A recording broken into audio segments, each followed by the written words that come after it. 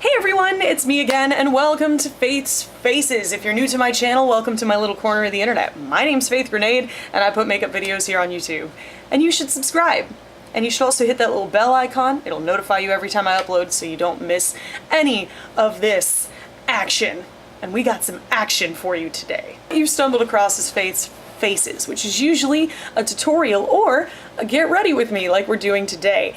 I don't normally do get ready with me's too terribly often, but I will do it every once in a while just so I can check in with you guys and let you know how things are going on in my personal life and let you know what's happening with me. As you guys are watching this, I will be one day away from having surgery. So I wanted to talk to you guys a little bit about what kind of surgery I'm having, what it means for me, what it means for the channel, and all of the stigma associated with it, because it is a surgery that has a little bit of a taboo, a little bit of a stigma attached to it. I'm warning you right now, in this video I talk about the female anatomy, the downstairs region, the hoo-ha, the tiddly bits.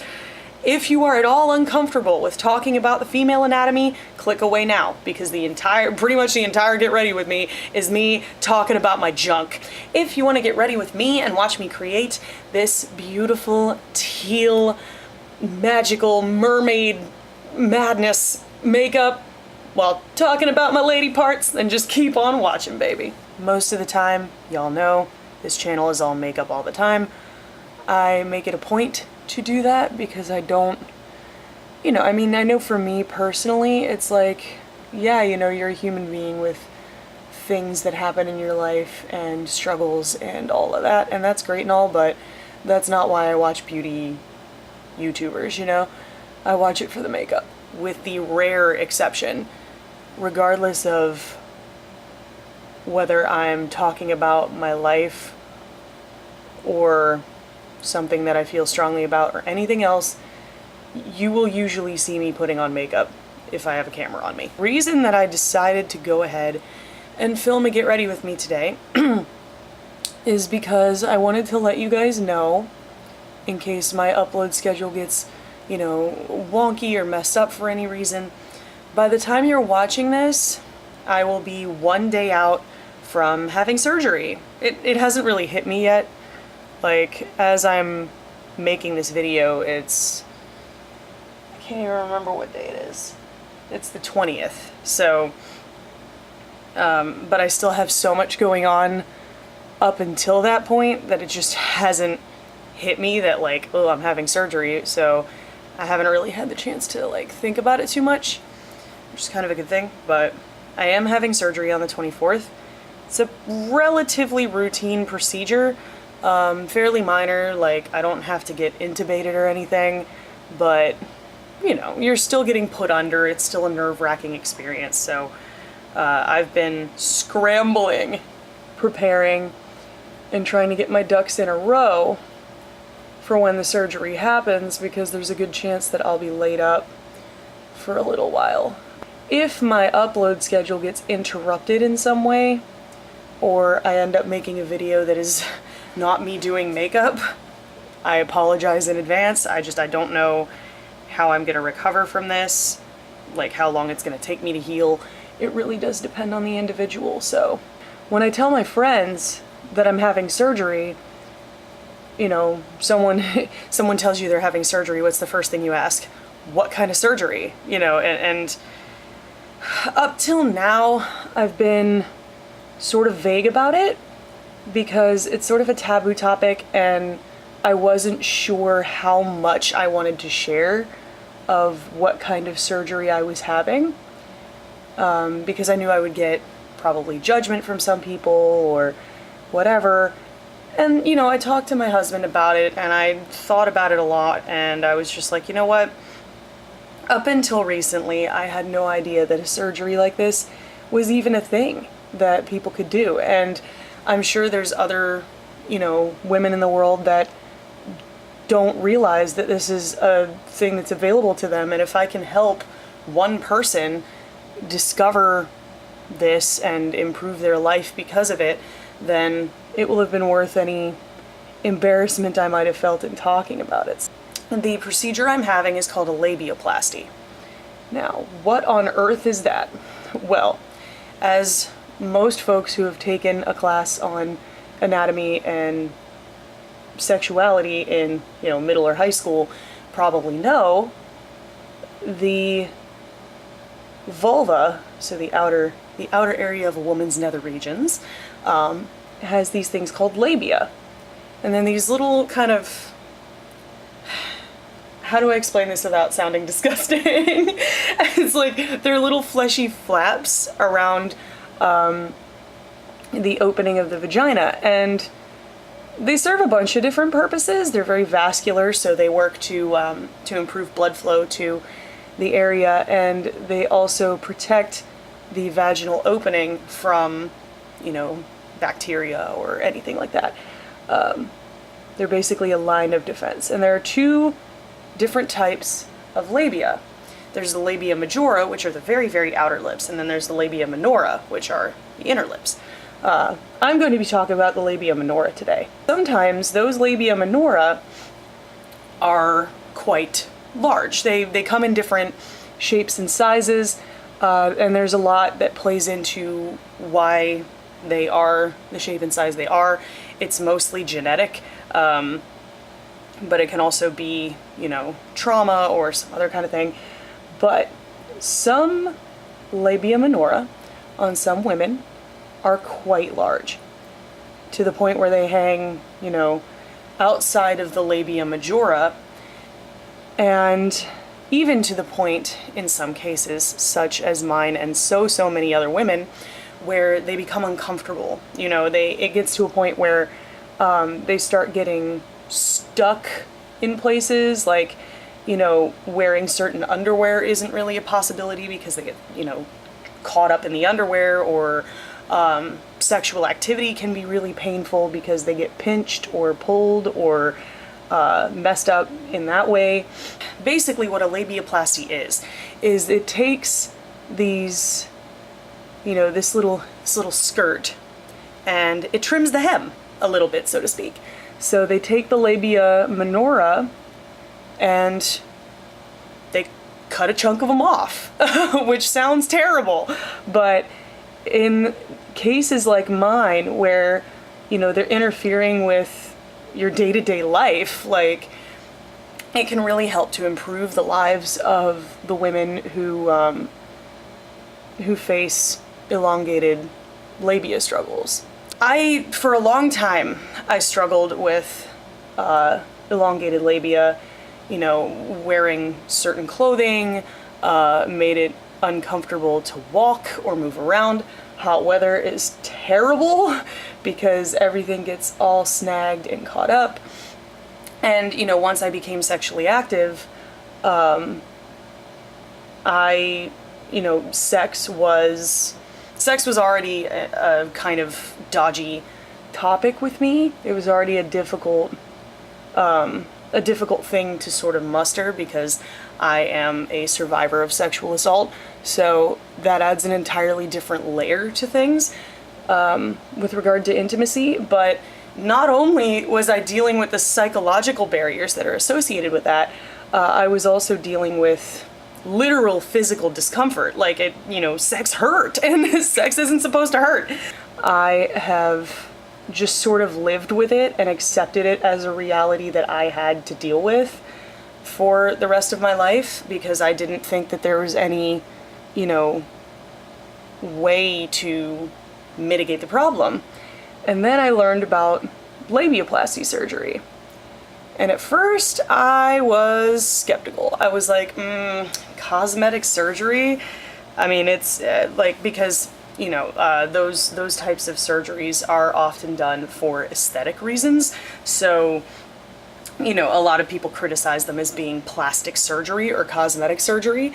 So for a long time I dismissed it because I was like, ugh, no. You know, I don't want to have that stigma attached to me of being someone who's had cosmetic surgery. Recently, a few months ago, I went for my well woman exam, and this was a new gynecologist, and of course they ask you, like, if you might be pregnant, and at the time that I went to the appointment, I hadn't had sex in 7 months, and a part of that was obviously grief. I mean, I've encountered a lot of personal tragedy in my life in the last 8 months or so. If you've watched a couple of my other Get Ready With Me's, you already know what's happened. I lost my mom last October, and then this past February we lost one of our ferrets, and this past June we lost our cat, our family cat. So lots and lots of personal tragedy doesn't exactly make for a conducive environment to sexual activity. But it wasn't just that. So I, just kind of giggled, and I told the doctor, oh no, there's no way I can be pregnant. I haven't had sex in like half a year. He kind of got under the hood, so to speak, and was, doing the exam and all that. And she said, your labia are looking a little bit long. Has this always been a problem? And that was the first time any gynecologist had breached the subject with me. Like, that was the first time anyone had said anything about it. And I almost cried because I was like, oh my God, someone is noticing that, I might be having a problem with this. And so I sort of, broke down my shame barriers, and I said, sex can be kind of painful, and so can, walking sometimes. And I sort of confided all of that in her, which, being honest with your doctor, is so important. My husband helped me pick out a few Buxom shadows, and I don't really see these used on YouTube very much. Kind of broke down, and I was like, this has been a thing I've been dealing with for years, and, that sort of stuff. And she was like, we can fix this. There's a surgical procedure that will fix this. And I was like, yeah, I know. I just sort of assumed that insurance wouldn't cover it because they would consider it a cosmetic procedure. And she said, oh no, if, I'm a doctor. If I recommend it, and, if both I and the gynecological surgeon recommend it as a medically necessary procedure, your health insurance will cover it. And I was like, what? Because for a long time I was just like, I do want this procedure, but I didn't think insurance would cover it. And usually the cost varies depending on where you go, obviously, but it can hover anywhere from $7,000 to $14,000. And I was like, I don't have that kind of money to put toward surgery. So no, but my gynecologist was like, yeah, we can totally do this. And I was like, oh, okay. And she was like, yeah. She was like, I'm going to set you up with a referral to the gynecological surgeon, and we're going to make this happen for you. And I was like, oh my God. I wanted to hug her. So then I met with the surgeon.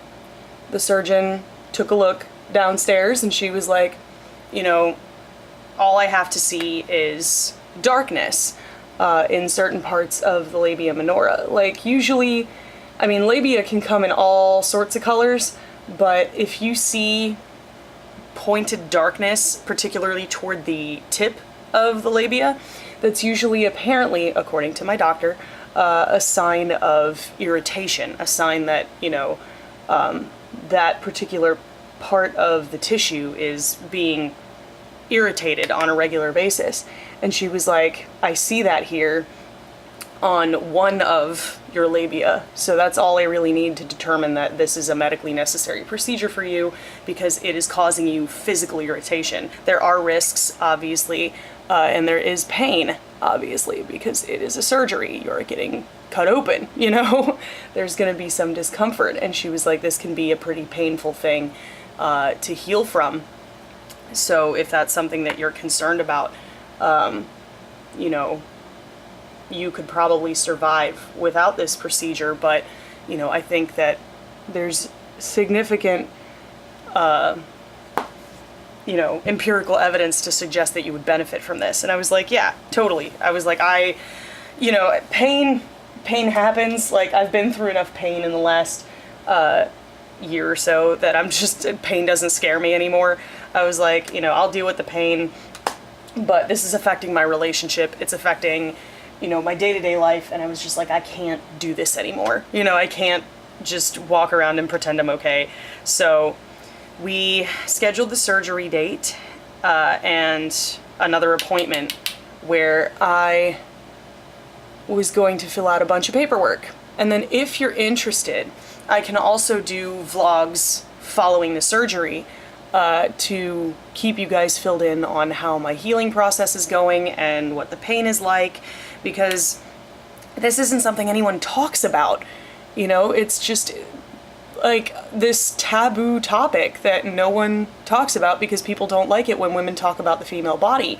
You know, female bodies are stigmatized and sexualized, and so I think it's important to sort of bring this out of the dark and let people know that this is an option for you, like if you're really being affected by something like this. At the paperwork appointment, I filled out a bunch of paperwork, which was basically, you know, like there was a form from the anesthesiologist asking, you know, have you ever had an allergic reaction to an anesthesia? What prior surgeries have I had? Am I allergic to anything, obviously? And I was given instructions on what to do day of surgery, what I'm allowed to do, what I'm not allowed to do, you know, how you're not supposed to eat after midnight the night before your surgery. That's so you don't puke after you have anesthesia, because you can get nauseous from that. I want to use these, but I don't know which ones I want to use. I got a phone call day before yesterday where they asked me all the same questions. So basically, if you are getting this surgery, or any surgery for that matter, be prepared to repeat yourself a lot, because, you know, all of these different departments are going to be working on you, and so each individual department is going to have to get this information. And then they said, okay, we are going to call you first thing tomorrow morning for a phone interview. And she said, you know, she didn't say what they were actually going to ask me in the phone interview. She just said there's going to be a phone interview, and if you miss this phone interview, we can cancel your surgery. And I was like, oh shit. I was sitting there waiting for this damn phone call. I'd set my alarm for like 8 in the morning so I could be awake to get this phone call. I'd put off filming because I was like, no, I can't film. I have to wait for this phone call. I wasn't, like, I didn't go to the bathroom. I didn't shower. I had my phone on me the entire time because I was so scared that I was going to miss this call. And they didn't call until like 11:30. And I was like, first thing in the morning, huh? This is your idea, first thing in the morning? Okay. But, so I had the phone interview where they basically just asked me all the same questions again. Cool. She was like, your phone interview's done. I was like, yay. And she said that I'm supposed to call the day before surgery, sometime between 11 and 4, to get my surgery time.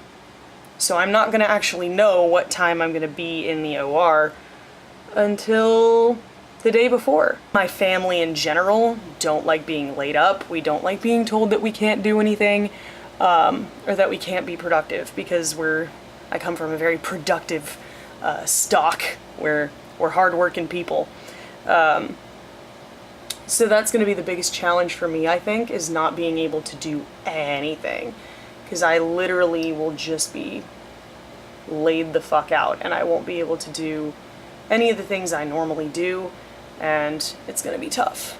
There's a lot of prep work before something like this. You know, you have to get food for yourself, you have to get maxi pads, because this is a very vascular area. There's a lot of blood vessels going on in the area that the surgery is taking place, so there's going to probably be some bleeding for a few days after.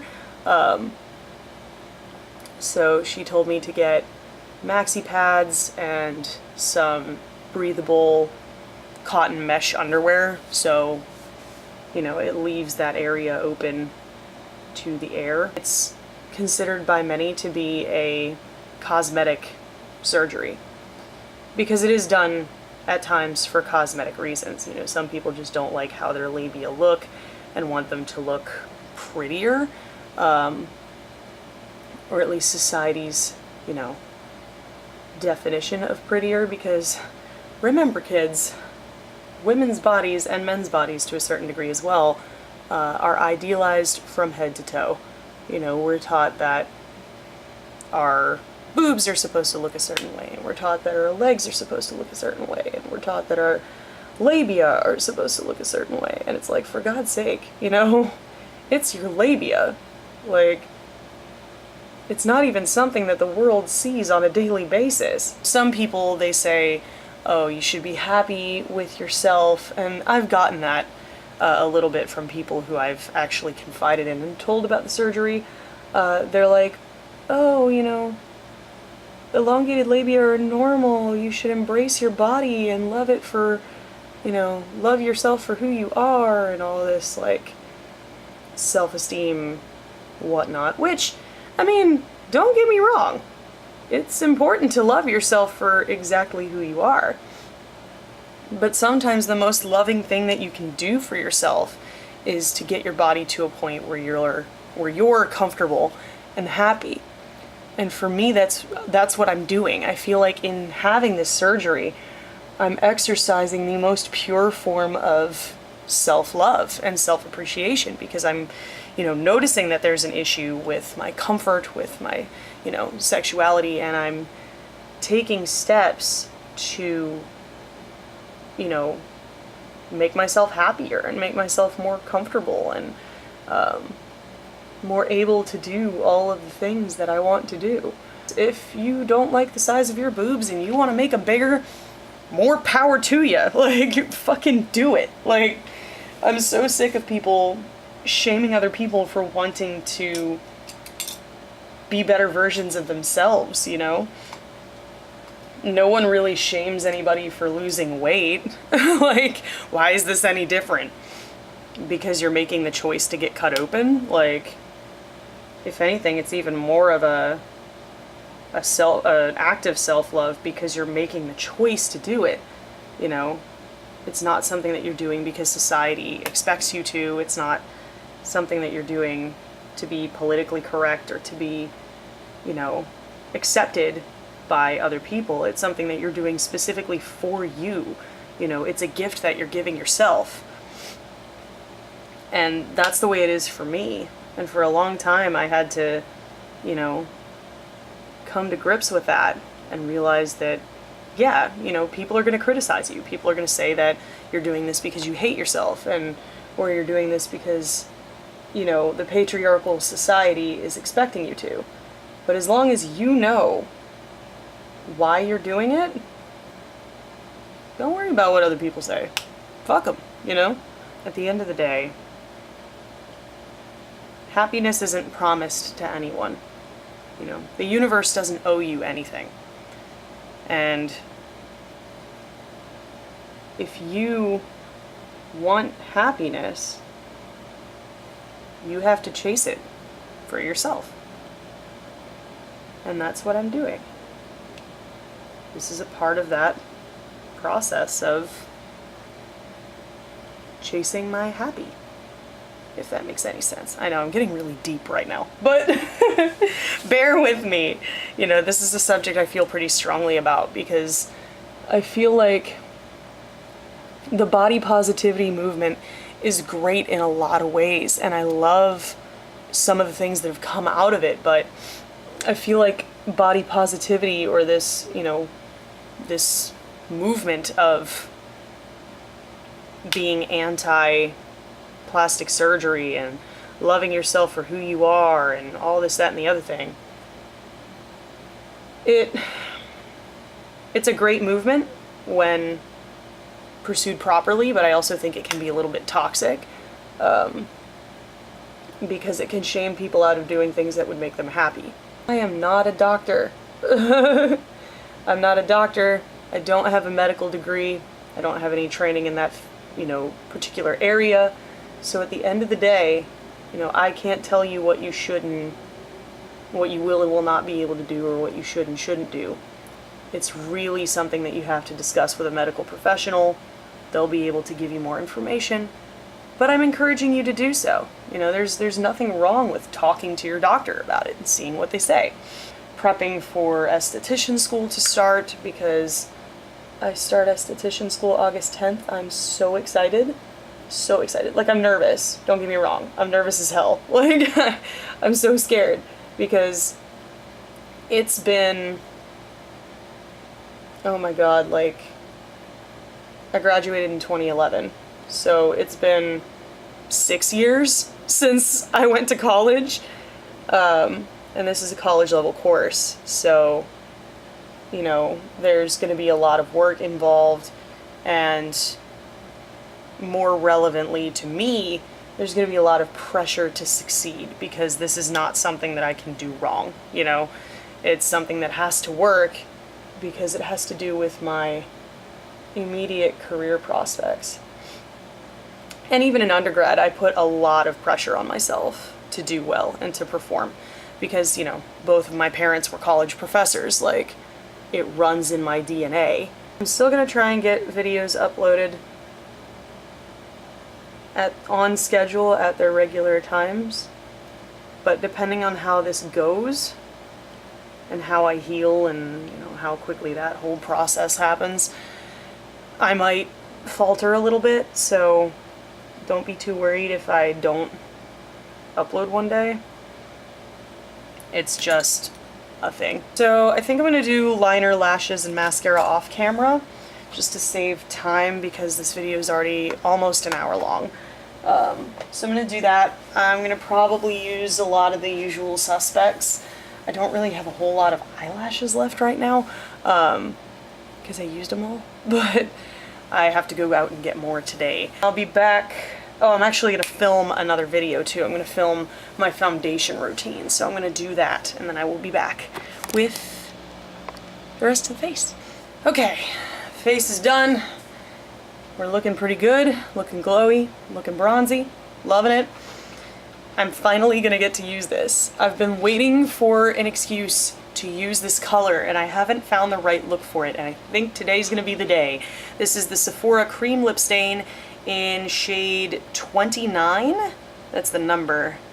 I can't see the label to see the name, but it's number 29. It's this deep teal color, like a blackened teal. I've been looking for an excuse to use this and it just didn't fit with any of the makeup looks I was doing, but this one, I think it's gonna work.